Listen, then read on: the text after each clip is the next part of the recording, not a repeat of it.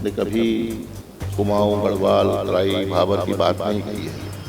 हमने उत्तराखंड की बात कही है। वो यूनिफॉर्म सिविल कोड के ऊपर काम करने की बात कर रहे हैं, उसको लेकर आपका क्या कहना है? क्या इनके अधिकार क्षेत्र में है? पहले तो प्रश्न करना चाहता हूँ, उन्हीं से कहना चाहता हूँ क्या उनके अधिकार क्षेत्र में है? और इन्होंने तो एक कमेटी का भी गठन किया है, उसकी रिपोर्ट क्या हुआ? नमस्कार, आप देख रहे हैं देवभूमि इनसाइडर। मैं हूं आपके साथ रश्मि पंवार महर। अभी हमारे साथ मौजूद हैं नेता प्रतिपक्ष यशपाल आर्य जी। सर, सबसे पहले तो आपको नेता प्रतिपक्ष बनने के लिए बहुत बहुत बधाई। जी, बहुत बहुत धन्यवाद आपका, बहुत बहुत धन्यवाद। जी सर, नेता प्रतिपक्ष की बड़ी जिम्मेदारी आपको दी गई है, क्या कहना चाहेंगे? देखिए, सबसे पहले मैं कांग्रेस अध्यक्ष श्रीमती सोनिया गांधी जी का, राहुल जी का, प्रियंका जी का और अपने शीर्ष नेतृत्व का आभार व्यक्त करना चाहता हूँ। बहुत बड़ी जिम्मेदारी है और चुनौतियाँ भी हैं, और निश्चित रूप से मुझे अपनी जिम्मेदारी का पूरा एहसास है और विश्वास दिलाना चाहता हूँ सेंट्रल लीडरशिप को, जिन्होंने यह महत्वपूर्ण जिम्मेदारी यशपाल जी को दी है। मैं ईमानदारी के साथ, पूरी निष्ठा के साथ, पूरे समर्पण भाव के साथ अपनी जिम्मेदारी का निर्वहन करूंगा और जो जन मुद्दे हैं, जो जनता की आवाज़ है, जो ज्वलंत प्रश्न है, सवाल हैं, अनसुलझे सवाल हैं, जिनकी भारतीय जनता पार्टी सरकार लगातार अनदेखी करती रही है और आज भी एक चुनौती हमारे सामने है। हमने जो सवाल उठाए थे इस चुनाव के दौरान, विधानसभा के चुनाव के दौरान, उन सवालों को हम आज भी वो जीवित हैं, जीवंत हैं। हमारी मांग रहेगी कि हम उन सवालों को मजबूती से उठाएं और हम सरकार को मजबूर करें, सरकार उसमें कदम उठाए। हम रचनात्मक भूमिका निभाएंगे, लेकिन इसके मायने ये नहीं कि हम सरकार के साथ किसी प्रकार की उन्हें छूट दें या उनके जो फैसले हैं उस पर हमारी सहमति हो। ऐसा कदापि नहीं होगा। कदाचित हमारी कोशिश होगी कि हम मजबूती के साथ सदन में भी और सड़क तक इस संघर्ष को आगे बढ़ाएंगे। और मैं संगठन की ओर से भी कहना चाहता हूं, क्योंकि एक संगठन और कांग्रेस विधानमंडल दल में एक आपसी समझबूझ होनी चाहिए, समन्वय होना चाहिए, तालमेल भी बहुत ज़रूरी है। मैं जानता हूं कि आज जिस तरह का माहौल था, वातावरण था, कांग्रेस की वापसी सुनिश्चित थी, कांग्रेस की बड़ी सरकार, बड़ा जनादेश मिलने जा रहा था, सरकार की वापसी हो रही थी, लेकिन कतिपय कारण रहे, हम चुनाव नहीं जीत पाए। लेकिन इसके मायने ये नहीं कि हम अपने दायित्व से पीछे हट जाएं। हम प्रतिपक्ष की भूमिका को निभाएंगे, एक मजबूत विपक्ष के रूप में काम करेंगे, जनता का विश्वास हासिल करेंगे। हमारे सामने चुनौतियां हैं, लेकिन कांग्रेस का इतिहास है, कांग्रेस की परंपराएं हैं, कांग्रेस के मूल्य हैं कि हमेशा कांग्रेस ने चुनौतियों का सामना किया है और कांग्रेस ने विजय पाई है, विजय हासिल की है। मेरा मानना है कि हमें सबको एक साथ, हमारे जो सीनियर लीडर हैं, मैं आज आदरणीय प्रीतम सिंह जी के पास आया हूँ, हमारे उनके एक बहुत अच्छे रिश्ते हैं, हम उनका भी, और जो हमारे अन्य नेता हैं, हम उनका भी सहयोग लेंगे, उनका भी मार्गदर्शन लेंगे, सबको साथ लेके चलेंगे और एकजुट होकर काम करेंगे। कहीं हमारे पास बहुत अच्छे चेहरे हैं जिनको हम आगे ला सकते हैं, जिनको हम जिम्मेदारी दे सकते हैं। अभी हमारे संगठनात्मक चुनाव होने हैं, हमारा सदस्यता अभियान शुरू हो चुका है, हमारे पंचायतों के नगर निकाय के चुनाव भी हमारे सामने है, ये भी हमारा इम्तहान है, और उसके बाद लोकसभा का चुनाव है। और मेरा मानना है कि हमें निरंतर लगातार काम करना होगा। और हम सब अपने साथियों के साथ, माननीय विधायक हैं, माननीय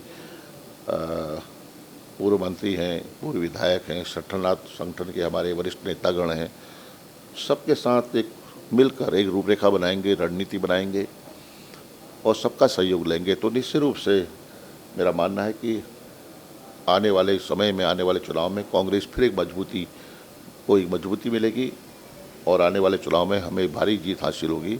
इसी संकल्प के साथ हम काम करेंगे। सर, इस बार ये माना जा रहा है कि कांग्रेस हाईकमान ने क्षेत्रीय समीकरण से की परंपरा जो है वो तोड़ी है और इस बार जो तीनों नियुक्तियां हुई हैं वो कुमाऊं से हुई है। तो जो गढ़वाल के लोग कार्यकर्ता हैं कांग्रेस के, उनमें नाराज़गी है, क्या कहना चाहेंगे इसके ऊपर? देखिए, मैं पार्टी का फैसला है और सबका वो योगदान है कांग्रेस को स्थापित करने में, कांग्रेस को मजबूत करने में सबकी महत्वपूर्ण भूमिका रही है, योगदान रहा है। और निश्चित रूप से गढ़वाल हमारा हृदय स्थल है,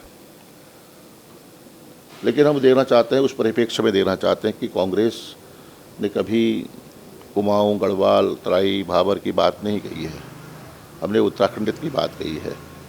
हाँ, इतना जरूर है कि मुझे यकीन है, विश्वास है, कांग्रेस नेतृत्व निश्चित रूप से गढ़वाल के जो हमारे साथी हैं, हमारे सहयोगी हैं, उनकी अनदेखी नहीं होगी। उन्हें भी सम्मान मिलेगा, उनको भी जगह मिलेगी, उनको भी प्रमुख महत्वपूर्ण जिम्मेदारी उन्हें भी दी जाएगी, ऐसा मेरा मानना है।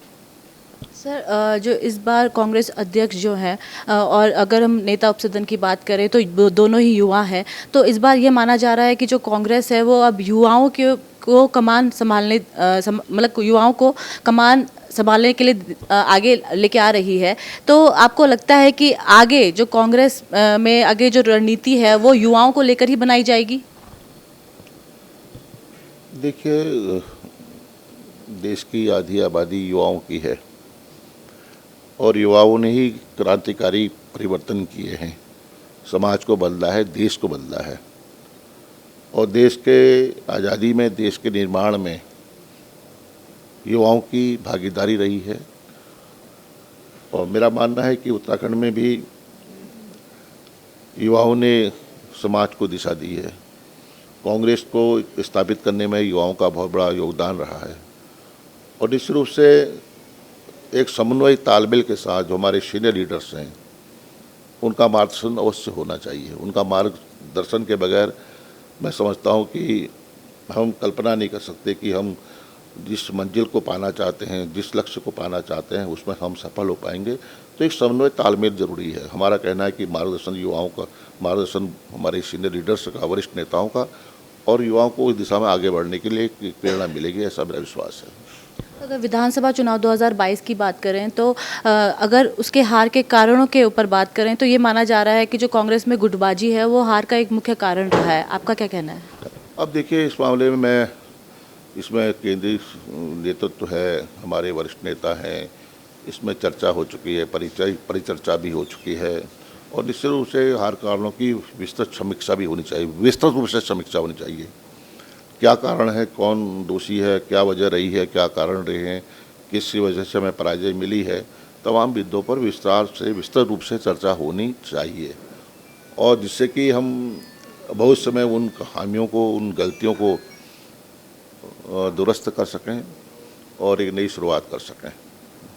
महंगाई अभी एक मुख्य मुद्दा बनकर उभर के आई है, क्योंकि जब से चुनाव हुए हैं तब से महंगाई लगातार हम देख रहे हैं कि हर चीज़ के दाम बढ़ते जा रहे हैं, चाहे वो पेट्रोल हो, डीजल हो, रसोई गैस के दाम हो, बाकी और चीज़ों के दाम भी बढ़ाए गए हैं। इस मुद्दे को लेकर और उसके अलावा कई और मुद्दे हैं, जैसे कि सहकारी बैंक घोटाला की भर्ती को लेकर जो मुद्दा है, उसको लेकर भी आपको क्या लगता है कांग्रेस जिस तरह से अभी कार्य कर रही है वो एक अच्छा विपक्ष के तौर पर अभी ये शुरुआत भर है। हमारे पास मुद्दे हैं, महंगाई बड़ा मुद्दा है, पलायन बहुत बड़ा मुद्दा है, पलायन आयोग का गठन हुआ, आज भी उसकी रिपोर्ट सार्वजनिक नहीं हुई है। बेरोजगारी एक बहुत बड़ा मुद्दा है, भू कानून एक बड़ा मुद्दा है, किसानों के साथ जुल्म जातियाँ हुई हैं, उनकी अनदेखी एक बहुत बड़ा विषय है। आपने देखा होगा कि कांग्रेस के शासनकाल में भारतीय जनता पार्टी का किस तरह की भूमिका थी, विपक्ष की भूमिका किस तरह की थी। हम मित्र विपक्ष के रूप में काम नहीं करेंगे, हम जनता की आवाज़ को बल देंगे।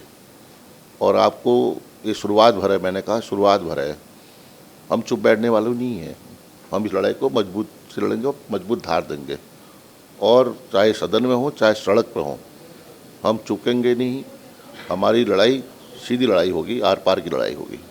तो आखिरी सवाल मैं ये पूछना चाहूँगी कि मुख्यमंत्री पुष्कर सिंह धामी जो हैं वो यूनिफॉर्म सिविल कोड के ऊपर काम करने की बात कर रहे हैं, उसको लेकर आपका क्या कहना है? क्या इनके अधिकार क्षेत्र में है? पहले तो मैं प्रश्न करना चाहता हूँ, उन्हीं से कहना चाहता हूँ क्या उनके अधिकार क्षेत्र में है?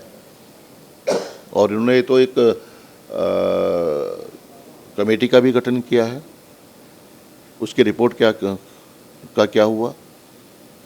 और इनके अधिकार क्षेत्र में जो है ही नहीं, उस पर अगर कुछ करना चाहती है उत्तराखंड की सरकार, तो मैं समझा कि ये जनता को गुमराह करने की बात है।